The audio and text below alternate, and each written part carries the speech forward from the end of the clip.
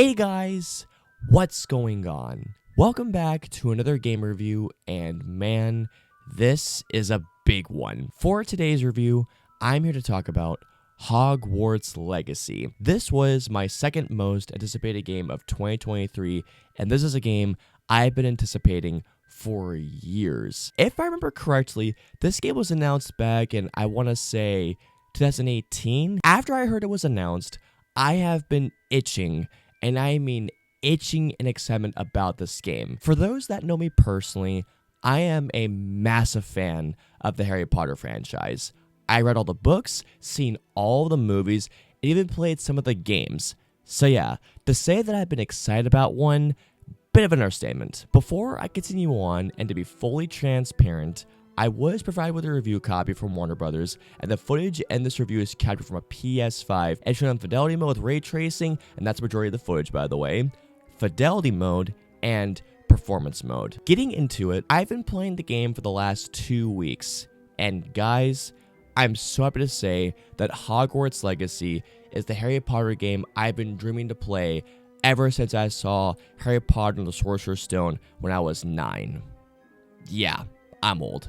Getting into the plot, in Hogwarts Legacy, you play as a new student arriving in their 5th year, which is highly unusual, but you have been trained for a little before joining. As you play through the game, you learn that your witch/wizard holds the key to an ancient secret that threatens to tear the wizarding world apart, is capable of manipulating a mysterious ancient magic, and will need help to uncover why this forgotten magic has suddenly made a resurgence and the ones that are simultaneously trying to harness it. And by the way, that's just the tip of the iceberg. Going into everything I liked, the first thing I like to talk about are the graphics and the design of the game itself. Hogwarts Legacy is a gorgeous looking game. Obviously, fidelity with ray tracing in my mind is the way to go, but performance mode surprised me with how great it looks. I loved the art style of the game, and the textures on characters' faces look terrific. When you're riding around, whether it's on a broom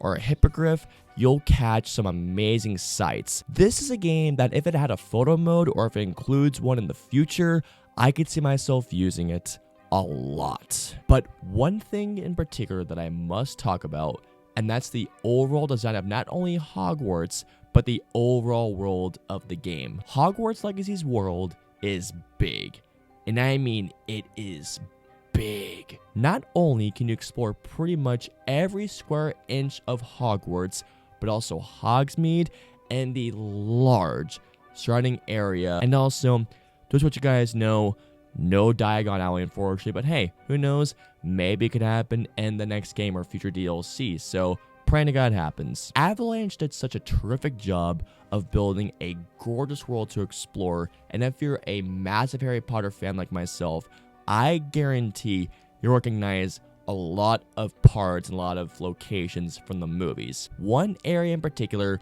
my jaw dropped, and I couldn't form words for a couple of minutes. Just from how the world is built alone, you can tell that this is a game made for Harry Potter fans, but by Harry Potter fans. The best thing though, I really do feel that this is a great gateway into the Harry Potter franchise. Going into the common rooms for the first time, going up the famous staircase, I mean guys, there's so much I can talk about exploration wise. And speaking of which, this game is so well designed that even though there is a nice fast travel system, I only used it when I actually wanted to. I took my time to explore the world of the game, whether it was on foot, broom, or hippogriff. You'll come across so many random areas in the game, and there's one area in particular, and I said out loud, wow, they nailed it. Something else I found really cool was a story. Well, for the most part, I should say. The idea that you're a student entering Hogwarts in their 5th year and that you got in due to circumstances, I thought was a really interesting idea. Now, obviously no spoilers, but how the main story went along, I thought was really, really cool. And the characters within that story made it even better. There's one name especially that once I saw it, I thought, no flarkin' way. It's one of those holy crap moments. If you're a person who's read the books, you'll pick up on this immediately. And once again, guys, I'll reiterate my statement.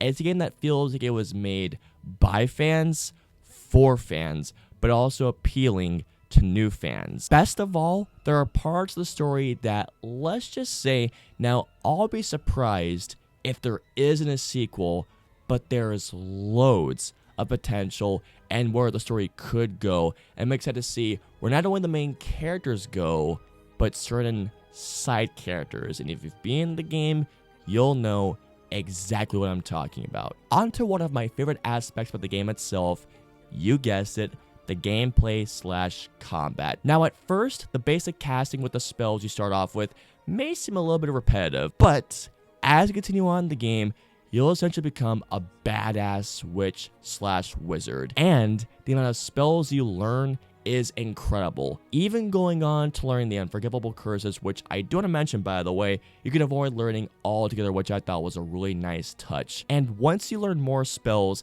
it gives this really cool tactical feel in battle. For example, using Expelliarmus, then Accio, followed by, let's say, Confringo or Bombardo, not only does it look cool, which is an understatement, but the amount of damage it does using that combination is just insane. And even if doing the basic cast may seem repetitive, all the hits are very satisfying, especially when using ancient magic. It feels awesome. Adding on to the gameplay, I have to talk about the use of the DualSense controller. I will give lots of praise when a developer is able to take advantage of the controller, and I thought that Avalanche did a terrific job of incorporating elements of the gameplay. Not only the combat for the basic cast, among other spells, but I gotta tell you all, when you fly a broom for the first time, to say that it felt, well, magical is an understatement. More to say on this later. Another thing I gotta talk about is the music. I thought the music for Hogwarts Legacy was pretty great stuff, especially considering the shoes you're stepping in when it comes to people who previously worked on the franchise, like let's say John Williams, Alexander Desplat, and Thomas Newman. The composers did a fantastic job with putting their own stamp while taking cues from the legends who worked on the franchise. The first time you read a hippogriff, hearing the music gave me chills. Something else I loved about the game was the character customization. Not only is there a really good character creator, but you can also choose different types of robes, hats, scarves, gloves, glasses, even going down to customizing your wand, which I thought was such an amazing touch. You can customize the length, the core of the wand, the type of wood. There's so much stuff. And speaking of customization, once you log through a requirement, the amount of stuff you can do, I can't even begin to describe how much fun it is to be in that room alone. And I know one particular question you might all ask, and that's the houses. There is a sorting hat ceremony, and the hat does give you specific questions. And here's the thing, while it says you might be best suited for a particular house, it still gives you the option to be another house, which I thought was really nice. One more thing that I must mention. There's one word in particular that I'd use to describe my overall experience with Hogwarts Legacy, and pun totally intended here, and that's magical. From the opening cutscene, seeing Hogwarts for the first time in-game, experiencing classes, getting my own wand, riding a broom, riding a hippogriff,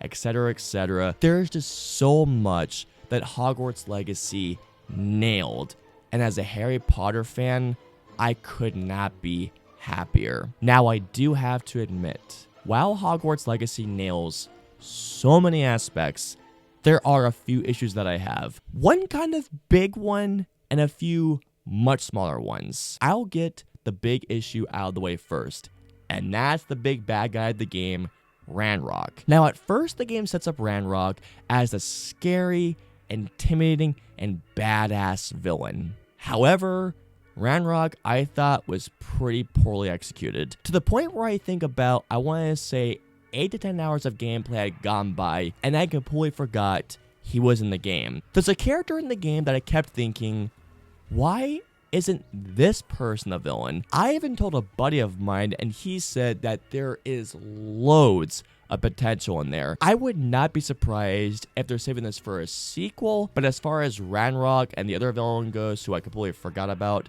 I thought they were pretty half-baked villains. Now, as far as the smaller issues, I do wish that they could have done slightly more with the classes in the game. What we do have already is pretty cool, but I think that there's so much more that could have been done to make the classes even better. And probably the biggest bummer, there's no Quidditch. Now, from what I understand, Quidditch was originally going to be in the game, but if it was kept, then the game would have been delayed longer. Personally, I wouldn't have minded waiting a bit longer, like a year longer, if that meant that the experience of playing Quidditch was awesome. But the fact that Quidditch isn't in the game is a bit of a bummer. But hey, at least you can fly in the game, and there's cool trials, which are loads of fun. Last thing I want to mention is that I did come across some bugs and glitches, but nothing game-breaking on my end. So overall, Hogwarts Legacy, to quote Ron Weasley, was wicked. Not only did this game satisfy the Harry Potter fan in me, but the gamer in me too. It's not only a fantastic Harry Potter game, it's a fantastic open world game, but it's just a fantastic game in general. Are there smaller issues that hold the game back? Yes, but everything else within this game nearly eclipses those issues. It made me want to go back to revisit the Harry Potter films again. All in all, I'm going to give Hogwarts Legacy a 9 out of 10. Hogwarts Legacy was not only a terrific game, but a magical experience. I really want to see how the story, characters, and gameplay are explored in future games. Well done, Avalanche. So comment down below and let me know, what did you guys think of Hogwarts Legacy? Did you like the game or did you not like the game?